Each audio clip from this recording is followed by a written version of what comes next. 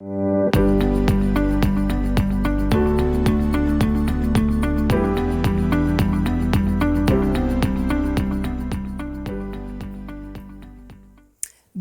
et bienvenue dans cette émission In Studio. Mon nom est Anne Berceau et je vous accompagne pendant ces 5 émissions de la semaine dans une série intitulée « Fais sortir le soldat de toi ». Nous avons déjà vu dans la première session que le soldat se levait, le soldat qui se lève. Nous sommes des combattants de la foi. La Bible nous appelle à nous lever dans le combat de la foi. Et il faut déjà prendre conscience que c'est un appel qui nous concerne tous. Il n'y a pas dans le peuple de Dieu des gens qui doivent prier et d'autres qui peuvent être en vacances et ne pas prier. Il n'y a pas des pasteurs d'un côté et des gens pour qui le pasteur prie. Nous sommes tous concernés, nous sommes tous appelés à nous lever en tant que soldats de la foi et à prendre notre part du combat. Parce que la Bible dit que nous sommes en terrain hostile, nous sommes dans des jours mauvais, et que notre pèlerinage sur terre va être un combat qu'il faut mener. Parce que le défi est grand, nous devons aller jusqu'au bout de notre marche chrétienne et amener les autres aussi au salut en Jésus-Christ. Alors nous croyons que la prière fait une différence, c'est ce que nous avons vu à la session 1. Il faut croire que la prière fait une différence et tout mettre en place pour que ce temps de prière favorable pour le combat de la foi puisse prendre place. Dans la deuxième session, nous avons vu que une fois que le soldat est levé, il doit combattre le bon combat, comme dit l'apôtre Paul. Il faut combattre le bon combat parce qu'il y a un sous-entendu, qu'il y a un mauvais combat. Et on pourrait tomber dans un combat qui n'est pas le nôtre, un combat qui est vain, qui prend du temps, qui prend de l'énergie, mais qui ne rapporte rien. Et entre autres, j'avais abordé dans cette session le point concernant les besoins personnels. Nos besoins personnels, privés, matériels, ne sont pas la priorité de notre combat de la foi et certains s'arrêtent à ces besoins-là.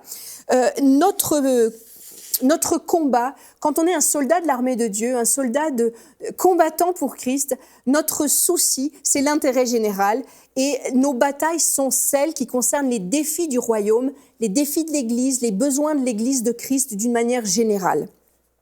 Et le risque est grand quand on est un soldat de Christ de se tromper de combat et d'aller se battre dans des zones qui ne sont que des pièges, que en fait Satan met devant nous pour nous occuper, pour nous distraire. Vous savez, il est champion pour faire des écrans de fumée. Et dans la session 2, nous avons vu comment discerner ces écrans de fumée et ne pas tomber dans ces pièges-là. Et l'autre point que nous avions abordé dans cette session 2, c'était qu'il ne fallait pas s'endormir après la bataille. Et c'est justement quand il y a un calme apparent qu'il faut être vigilant. Et c'est pas parce qu'on vient de décrocher une grande victoire qu'il faut se relâcher. Et aujourd'hui, dans notre troisième session, nous allons aborder des qualités du soldat, le soldat qui se tient à son poste. C'est bien beau de se lever dans le combat de la foi et beaucoup parmi vous qui m'écoutez, vous êtes debout dans le combat de la foi. Présentement, vous priez pour des sujets particuliers et vous êtes des combattants. Et le combattant n'a de valeur que s'il tient son poste. Dieu doit pouvoir compter sur des combattants fiables, des combattants qui sont à leur poste, fidèles et qui ne sont pas, passez-moi l'expression, des touristes de la foi. On voit comme ça des gens dans notre parcours chrétien qui sont plus des touristes que des gens vraiment debout avec toutes les promesses de Dieu, revêtus de l'Esprit de Dieu. Il y a des gens qui sont des touristes et puis qui vivent un petit peu comme ça au crochet de ceux qui vont prier pour eux, pour leurs besoins. Malheureusement, il y en a et j'espère que ce n'est pas votre cas. Alors certains peut-être arrivent au milieu de cette série et se demandent pourquoi j'ai utilisé ce vocabulaire militaire, ce vocabulaire guerrier, cette image du soldat.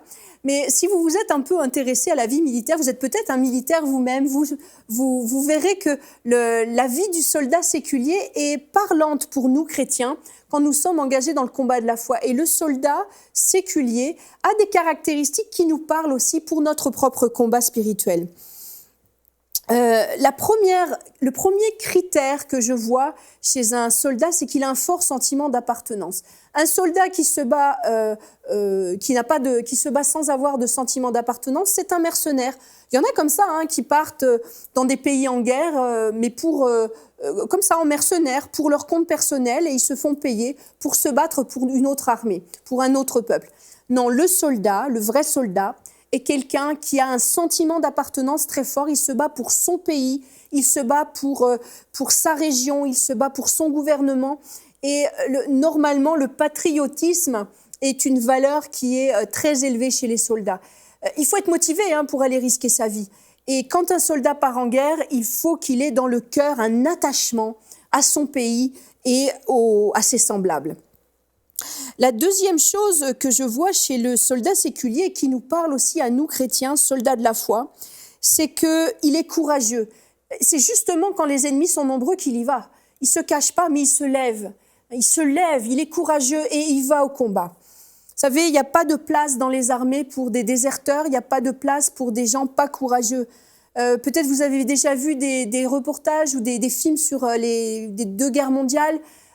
Surtout la Première Guerre mondiale, les soldats qui étaient envoyés au feu devaient avoir beaucoup de courage parce qu'ils allaient se tenir debout devant des rideaux d'armes, des rideaux de balles et de bombes.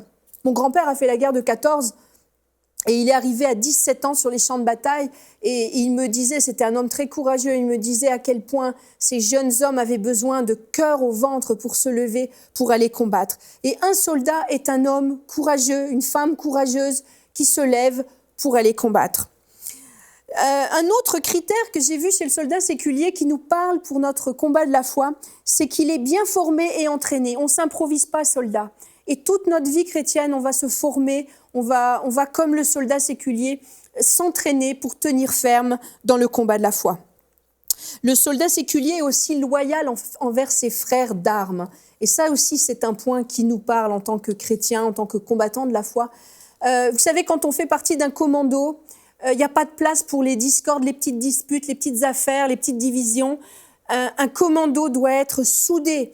Et souvent, les personnes qui font partie de ces commandos, ces soldats-là sont des gens qui sont proches les uns des autres, qui se sont attachés les uns aux autres comme des frères, ils sont prêts à mourir pour l'autre. Une autre caractéristique qu'ont les soldats séculiers et qui nous parlent à nous chrétiens, c'est leur modestie. Dans le sens où ils ont conscience de faire partie de quelque chose de plus grand et qu'un soldat tout seul ne peut pas grand-chose contre l'attaquant. Un soldat n'a de valeur, n'a de pouvoir que s'il fait partie de tout un groupe d'autres soldats qui combattent la même cible que lui. C'est très rare qu'un soldat tout seul puisse décrocher une cible. Et il faut que nous, en tant que chrétiens, nous ayons cette même modestie de comprendre que nous sommes dans un plan beaucoup plus grand que nous. Et aussi un autre critère du soldat séculier qui est intéressant pour nous chrétiens, c'est l'autorité que lui confère son uniforme. Et ce point-là, nous allons le développer dans la session 5. Nous allons voir l'autorité qui nous est conférée. Et l'uniforme du soldat lui confère une autorité et une force qu'il n'a pas quand il n'a pas son statut de soldat. Donc, un autre critère aussi, c'est qu'il est fidèle et qu'il est obéissant. Et c'est ce point que nous allons développer. Le soldat est fidèle à son poste. La vie chrétienne, nous l'avons compris, n'est pas un fleuve paisible, n'est pas un tapis de rose. C'est peut-être une illusion que vous aviez quand vous étiez jeune chrétien. Moi, je l'ai eu un petit peu. J'ai pensé qu'une fois converti, tout allait être facile. Mais vous savez, si vous avez un peu de route avec le Seigneur, que ce n'est pas le cas. La vie est difficile, parfois plus facile, mais en tout cas, elle n'est pas pavée de rose et on a des combats à mener. Alors, la première règle de bon sens pour un soldat, c'est de se présenter au combat. S'il ne se présente pas, c'est un déserteur. Et Dieu veut que nous soyons des gens fidèles, fiables, qui nous présentons au combat. Vous savez, parfois on est conscient. Par exemple, notre église passe par des troubles. On voit qu'il y a des divisions dans notre église ou dans une autre église qu'on connaît bien. Et on commente. Mais Dieu ne nous demande pas de commenter. Il nous demande de nous lever comme des soldats, de prendre notre part du combat et d'affronter vraiment les forces ténébreuses qui mettent la panique dans l'Église et être courageux, se lever et se présenter au combat. On va voir un exemple dans 2 Chroniques 17, l'exemple de Josaphat. Il nous est dit que Josaphat est un roi fidèle envers Dieu et qu'il avait un caractère droit. C'est un homme fidèle et droit. Dans 2 Chroniques 17, 3, il dit ceci: « L'Éternel fut avec Josaphat, parce qu'il marcha dans les premières voies de David son père, et qu'il ne rechercha point les Baals, car il eut recours au Dieu de son père et il suivit ses commandements sans imiter ce que faisait Israël. L'Éternel affermit la royauté entre les mains de Josaphat. On voit qu'il avait confiance en Dieu. C'était un homme vraiment droit et Dieu l'a béni pour sa droiture. Cependant, 3 chapitres plus loin, au chapitre 20, Josaphat est attaqué. Les Moabites, les Ammonites et les Maonites marchent contre lui pour lui faire la guerre. Et voyons la première réaction de Josaphat dans 2 Chroniques 23. Regardez ce qui se passe. Dans sa frayeur, Josaphat se disposa à chercher l'Éternel et il publia un jeûne pour tout Juda. Juda s'assembla pour invoquer l'Éternel et l'on vint de toutes les villes de Juda pour chercher l'Éternel. Alors voyez ce qui se passe. Il y a une guerre qui se profile à l'horizon et il y a de quoi avoir peur. C'est des gens puissants qui arrivent contre lui, des armées puissantes.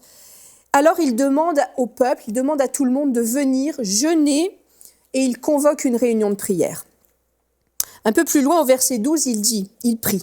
« Ô notre Dieu, n'exerceras-tu pas tes jugements sur eux ? Car nous sommes sans force devant cette multitude nombreuse qui s'avance contre nous et nous ne savons que faire, mais nos yeux sont sur toi. » Il confesse avec foi que dans le combat qui se prépare, il ne sait pas comment faire. Il est désarmé, mais il a confiance en Dieu. Il dit « Nos yeux sont sur toi ». Tout le peuple est rassemblé et l'Esprit de Dieu saisit un des Lévites, qui est là, un des chantres, qui s'appelle Jacaziel. Voyez dans 2 Chroniques 25, 22. Jacaziel dit « Soyez attentifs, tout Juda et habitants de Jérusalem, et toi, roi Josaphat. Ainsi nous parle l'Éternel, ne craignez point et ne vous effrayez point devant cette multitude nombreuse, car ce ne sera pas vous qui combattrez, ce sera Dieu. Demain, descendez contre eux, ils vont monter sur la colline de Tsis et vous les trouverez à l'extrémité de la vallée en face du désert de Jéruel. Vous n'aurez pas à combattre dans cette affaire, présentez-vous et tenez-vous là, et vous verrez la délivrance que l'Éternel vous accordera. » Un peu plus loin, il dit au verset 20, « Confiez-vous en l'Éternel votre Dieu et vous serez affermis. » Il parle aux habitants de Jérusalem et de Juda. « Confiez-vous en l'Éternel votre Dieu et vous serez affermis. » Et qu'est-ce qui se passe un peu plus loin? Au moment où commence le combat, l'Éternel place une embuscade contre les fils d'Ammon et de Moab et ils furent battus. Alors voyez le processus. Josaphat est droit, c'est un homme droit et il a la faveur de Dieu parce que justement c'est un homme droit et juste. Un combat se profile à l'horizon, il y a des armées guerrières qui viennent en face de lui, il a peur, il ne sait que faire, mais il fait confiance à Dieu et son premier réflexe, c'est de dire à tout le peuple, venez, on va prier et jeûner et on va faire confiance à Dieu. Il dit à Dieu, nos yeux sont sur toi. Et un peu plus tard, qu'est-ce qui se passe? Eh bien, il se présente, l'Esprit saisit Jacaziel qui leur dit, présentez-vous, vous n'aurez pas à combattre dans cette affaire, tenez-vous là et vous verrez la délivrance que l'Éternel vous accordera. Et qu'est-ce qui se passe à la fin de ce passage? L'Éternel suscite une embuscade et ils furent battus. Alors voyez, ça c'est un exemple de combat qui est mené de la bonne façon et dont nous devons vraiment nous inspirer. Ces gens-là n'ont pas à combattre, mais ils se présentent. L'Esprit de Dieu dit, vous n'aurez pas à combattre, présentez-vous et tenez-vous là. Il ne s'agit pas de rester dans son fauteuil et de se dire, oh, de toute façon, c'est le Seigneur qui s'en occupe et je n'ai rien à faire.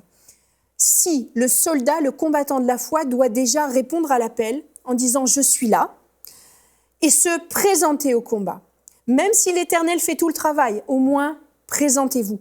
Si jamais vous êtes dans une situation épineuse, difficile, la première des choses, je vous ai dit tout à l'heure, c'est pas de commenter les affaires et de faire téléphoner à Pierre, Paul, Jean et Jacques pour commenter la situation. Présentez-vous devant Dieu et tenez-vous prêts. Moi, je sais que dans mes moments de prière personnelle, il y a quelques années, j'ai compris que c'était ça que Dieu attendait de moi. Déjà venir et me présenter, me tenir là. La situation est difficile, j'ai aucune idée comment ça va se résoudre et je pars pas tête baissée à faire n'importe quoi, mais je me présente devant le trône de l'Éternel et je me tiens devant lui. Et bien souvent, le Seigneur résout l'affaire. Et c'est la bonne attitude d'être droit, de soigner, de se mettre en conformité avec les exigences du royaume, d'être un homme, une femme droite et quand le combat arrive, se tenir et se présenter au combat. Vous savez, je ne sais pas si moi quand j'étais petite, mes parents avaient des poules. Il y en avait 30 poules à la maison. Et mon papa, des fois, tuait une poule pour qu'on la mange. Et j'ai déjà vu une poule courir sans tête. Je ne sais pas si vous avez vu, mais c'est... Bon, je ne sais pas si c'est drôle, mais en tout cas, une poule sans tête, ça court partout. Ça court à droite, ça court à gauche. Et Dieu ne veut pas que ces soldats soient des poules sans tête qui courent à droite et à gauche en désordre. Il veut que nous nous présentions, que nous nous tenions devant lui et que nous soyons des gens fiables. Il y a aussi autre chose, je vous en ai déjà parlé dans l'émission 2, c'est qu'il ne faut pas uniquement compter sur les autres dans le combat. Le soldat, il va faire sa part du combat. De dire, oh pasteur, priez pour moi, sœur Untel, priez pour moi. Oh mais vous avez l'onction de l'esprit sur vous. Moi, je suis faible dans la prière, priez pour moi, j'ai tel et tel problème. Le soldat prend sa part du fardeau. Il y a des soldats qui sont dans des missions plus dangereuses, plus difficiles. Il y a peut-être des soldats plus fragiles, plus jeunes dans le combat, qui vont prendre des missions plus secondaires, mais au moins ils se présentent, ils sont là, ils se tiennent là et ils prennent leur part. Et si vous êtes dans ce cas d'avoir un combat devant vous, c'est bien de compter sur les autres. La parole de Dieu nous dit qu'il faut porter les fardeaux les uns des autres, mais il faut déjà que vous vous teniez debout vous-même dans votre propre combat. Et moi, l'exemple de Josaphat me parle beaucoup parce que cet homme, devant ces 3 armées effrayantes qui se présentent devant lui, son premier réflexe, c'est d'avoir du sang-froid. Il compte sur le Seigneur. Josaphat, il ne s'affole pas, il ne court pas dans tous les sens. Il fait comme, il y a un gros problème qui m'arrive dessus. Seigneur, je compte sur toi. Seigneur, je me tiens là et je compte sur toi. Et sa deuxième réaction, c'est de convoquer une réunion de prière et un jeûne avec tout le peuple qui est attaqué. Et vous savez, je crois que c'est vraiment la bonne attitude à avoir. Si vous arrive une situation dans votre église ou dans votre vie personnelle, de ne pas perdre votre sang-froid, de ne pas commencer à paniquer et à courir dans tous les sens. On a un combat à mener. Mais on a un Dieu qui est tout-puissant, qui a pourvu à la victoire déjà. La victoire est assurée. Et il nous arme, il nous protège et il marche devant nous dans le combat. Alors si vous arrive une situation inattendue, difficile, un combat, eh bien ne paniquez pas, gardez comme Josaphat votre sang-froid et ayez le bon réflexe de faire confiance à Dieu et de vous présenter dans le combat. Je me souviens, ça fait quelques années, j'étais à l'époque à l'école biblique et il y avait la sœur d'une des étudiantes qui était enceinte. Elle était en début de grossesse et elle attrapait la rubéole. Et les médecins voulaient la faire avorter parce que une rubéole, c'est très grave en début de grossesse. Le bébé peut avoir de graves séquelles au niveau de ses yeux, de ses oreilles, de son cœur. Et les médecins faisaient peur à la sœur de cette étudiante en disant le bébé va naître anormal, il faut absolument avorter. Et on s'était tous mis dans la prière pour ce petit bébé. Et je me souviens, ça a été tout un combat. Elle ne s'est pas fait avorter, cette jeune femme en question. Et quand le bébé est arrivé, il n'avait aucun problème, il était parfaitement en bonne santé. Et voyez, une situation arrive, on garde son sang-froid, on fait confiance à Dieu, on sait qu'il a pourvu à la victoire. Et dans cet exemple-là, le bébé est né sans problème. Faisons confiance à notre Dieu parce qu'il est puissant et il est fidèle. Le soldat est à son poste et il veille. Il y a un autre passage que je voulais vous lire. C'est Habacuc 2:1. C'est un verset qui m'a beaucoup touchée, ça fait quelques années et j'en ai fait vraiment dans mon top 10, là, je l'ai vraiment mis parce que pour moi c'est essentiel. Il dit « J'étais à mon poste et je me tenais sur la tour et je veillais pour voir ce que l'Éternel me dirait et ce que je répliquerais après ma plainte. » Vous savez, une bonne vigie, c'est une vigie qui est en poste et qui veille. Moi, je m'appelle Anne et souvent dans mes jeunes années, on m'a dit « Anne, ma sœur Anne, ne vois-tu rien venir ?» Et c'est une histoire où la fille est en haut de sa tour et elle regarde et elle dit « Ah, je vois le soleil qui rougeoie, le chemin qui poudroie. » Et on est comme ça. Il faut qu'on soit en haut de notre tour et qu'on veille. Le soldat est à son poste et il veille. Il y a des sentinelles qui sont à leur poste mais qui fument une cigarette et qui font pas attention. C'est pas ça que Dieu veut. Dieu veut que nous soyons à notre poste et que nous veillions. Et juste avant, au chapitre 1, Habacuc dit « Jusqu'à quand, ô Éternel, j'ai crié et tu n'écoutes pas, j'ai crié vers toi et tu ne secours pas. » Donc là, il avait mal commencé. Il commençait à remettre en question la fidélité de Dieu, mais juste après, il dit non, non, non, je suis à mon poste et je me tiens sur ma tour. Alors, c'est bien beau d'apporter comme ça des sujets à l'Éternel. Vous avez certainement déjà apporté toutes sortes de sujets dans vos prières, mais il faut veiller, il faut tenir le poste et veiller, tenir la vigie. Vous savez, moi des fois je fais ça, je sais pas, en tout cas c'est personnel, mais peut-être ça peut vous inspirer. Je me tiens un peu comme un soldat devant mon Dieu en me disant « Me voici, Seigneur. Qu'est-ce que tu attends de moi? Me voici, je me présente et je veille. Je suis là. Je me tiens à mon poste et je veille. » Je vais vous lire un autre passage dans Hébreux 10, 32 pour vous montrer qu'il faut persévérer et ne pas se relâcher. C'est facile de s'engager dans un combat de prière, puis par exemple quelqu'un vous partage une situation. Là récemment, une dame m'a écrit pour me partager une situation assez grave dans sa famille. Et j'ai commencé à prier pour elle. Et puis après, je me suis dit, ah mais j'avais commencé à prier, mais j'ai arrêté de prier. Et là, je me suis ressaisie, je me suis dit, si j'ai mis le pied dans ce combat-là, je ne vais pas me défiler maintenant. Et là, c'est quelque chose que peut-être vous avez déjà fait. Moi, je l'ai déjà fait à mon grand regret. C'est de dire à quelqu'un, oui, oui, je vais prier pour toi, de commencer à prier pour lui, puis après de l'oublier. Si Dieu vous met à cœur un combat, présentez-vous pour le combat, veillez, soyez fidèles à votre poste et ne vous relâchez pas. Si on met l'épaule à la roue, il ne faut pas relâcher, hein, parce que quelque part, ça ne sert à rien. On commence à combattre, puis on va dire « Ah ben non, j'ai autre chose à faire maintenant ». Si vous prenez sur vos épaules un combat, si vous dites oui à quelqu'un qui vous demande de prier pour lui, et je le dis à moi-même aussi, eh bien, il faut persévérer jusqu'à l'exaucement. Le soldat se tient à son poste jusqu'à la victoire ou alors à l'arrivée de la relève. Donc je vais vous lire Hébreux 10, 32. « N'abandonnez pas votre assurance », c'est ce que dit l'auteur aux Hébreux, « à laquelle est attachée une grande rémunération, car vous avez besoin de persévérance, afin qu'après avoir accompli la volonté de Dieu, vous obteniez ce qui vous est promis. Encore un peu de temps, ce qui doit venir viendra, il ne tardera pas. Et mon juste vivra par la foi. Mais s'il se retire, mon âme ne prend pas plaisir en lui. Nous ne sommes pas de ceux qui se retirent pour se perdre, mais de ceux qui ont la foi pour sauver leur âme. » Et là, je pense que c'est le tableau parfait du combattant de la foi. Il faut avoir de la persévérance afin qu'après avoir accompli la volonté de Dieu, nous obtenions ce qui nous a été promis. Et nous ne sommes pas de ceux qui se retirent pour se perdre, mais de ceux qui ont la foi pour sauver leur âme. Vous voyez, il y a un autre passage, et là c'est Jésus qui donne cette leçon-là. Vous la connaissez certainement, c'est la veuve et le juge inique. Et il dit, Jésus leur adressa une parabole pour leur montrer qu'il faut toujours prier et ne point se relâcher. Il dit, il y avait dans une ville un juge qui ne craignait point Dieu et qui n'avait d'égard pour personne.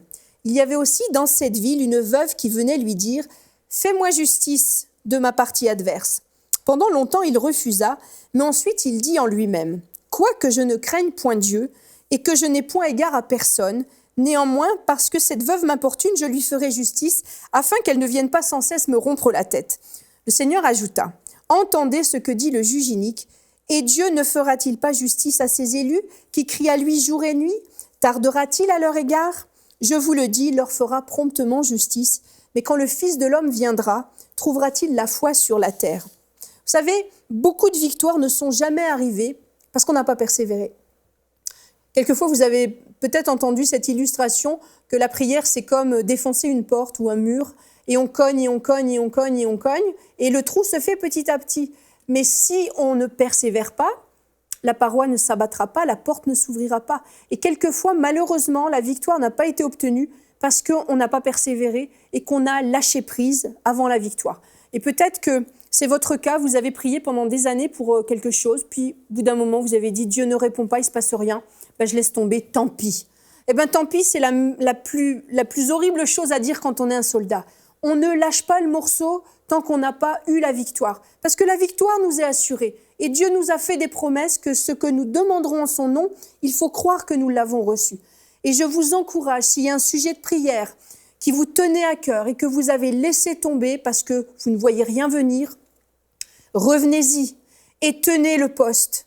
Et tenez-vous sur la tour et veillez et reprenez le flambeau. Parce que ce sujet de prière, vous étiez peut-être à ça de la victoire et de l'exaucement. Alors vraiment, ne vous découragez pas. Et si vous avez abandonné déjà, retournez au combat pour ce sujet.